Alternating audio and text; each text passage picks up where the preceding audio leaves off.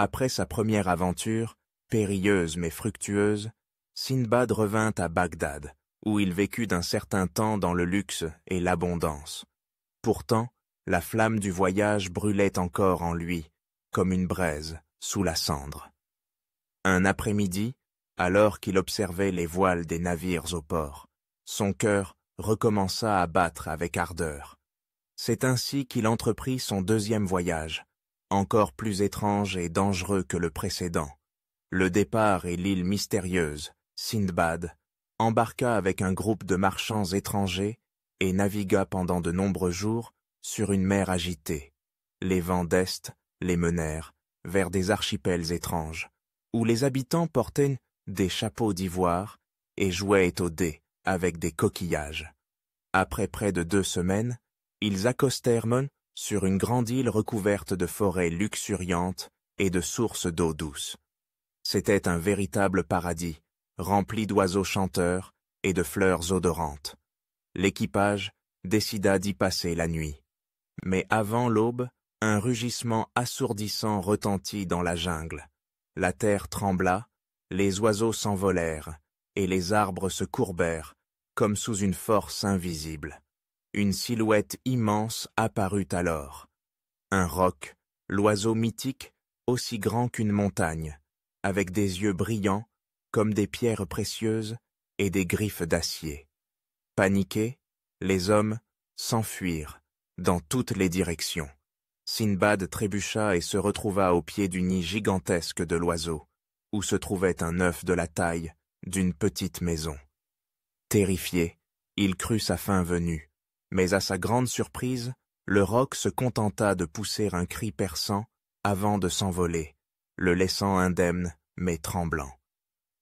Le vol sur le dos de l'oiseau géant. Profitant de l'occasion, Sindbad élabora un plan audacieux. Il détacha sa ceinture et s'attacha à la patte du roc pendant que celui-ci dormait. À l'aube, l'oiseau déploya ses immenses ailes et s'éleva dans le ciel, emportant Sindbad à travers les forêts, les océans et les nuages. Le vol fut long et épuisant. Sindbad faillit perdre connaissance. Mais lorsque le roc finit par atterrir dans une vallée rocheuse, il se détacha rapidement et sauta au sol. Bien que meurtri, il était rempli d'enthousiasme. Il savait qu'il avait atteint un lieu où nul homme n'avait encore mis les pieds. La vallée des diamants et les serpents géants. Il s'agissait de la célèbre vallée des diamants, une terre de richesse fabuleuse, mais aussi peuplée de serpents géants, mangeurs d'hommes. Le sol était couvert de diamants gros comme des poings, scintillant de 1000 feux bleus, rouges et dorés. Mais soudain, de profondes fissures sortirent des serpents noirs colossaux, aux yeux rouges comme le sang, à la langue fourchue et au corps plus long qu'un mât de navire.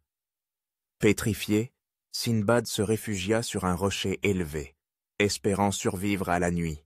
Le froid mordant et le sifflement des serpents résonnaient comme une menace constante. C'est alors qu'il se souvint d'une légende ancienne que son père lui avait racontée. Une ruse ingénieuse. Selon cette légende, les marchands récupéraient tant les diamants de la vallée en lançant de la viande crue. Les pierres précieuses s'y collaient et les rocs les emportaient dans leurs nids. Les marchands n'avaient plus qu'à attendre le départ des oiseaux pour récupérer les diamants. Sindbad sortit rapidement de la viande séchée de son sac, y colla des diamants, puis jeta le tout dans la vallée. À l'aube, les rocs descendirent et emportèrent la viande. Sindbad s'accrocha à la patte de l'un d'eux et répéta ainsi son stratagème. Après un long vol, l'oiseau atterrit sur une haute falaise. Sindbad se laissa tomber et fut aussitôt découvert par un groupe de marchands stupéfaits. En entendant son incroyable récit, ils l'accueillirent avec honneur et lui proposèrent de rentrer avec eux. Le retour et la gratitude. Le voyage du retour ne fut pas sans danger.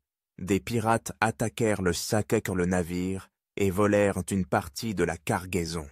Mais grâce à l'ingéniosité de Sindbad, tous réussirent à s'échapper.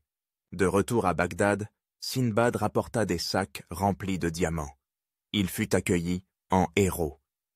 Il organisa des festins pour les pauvres, partagea ses richesses et raconta son aventure. Il déclara « J'ai vu le paradis au cœur du danger et trouvé la lumière dans l'obscurité. Le trésor le plus précieux que j'ai rapporté, ce ne sont pas les diamants, mais le courage. Car celui qui ose risquer sa vie pour le bien trouvera toujours des merveilles. » Ainsi s'acheva le deuxième voyage de Sindbad, non seulement avec des richesses, mais avec une âme encore plus riche.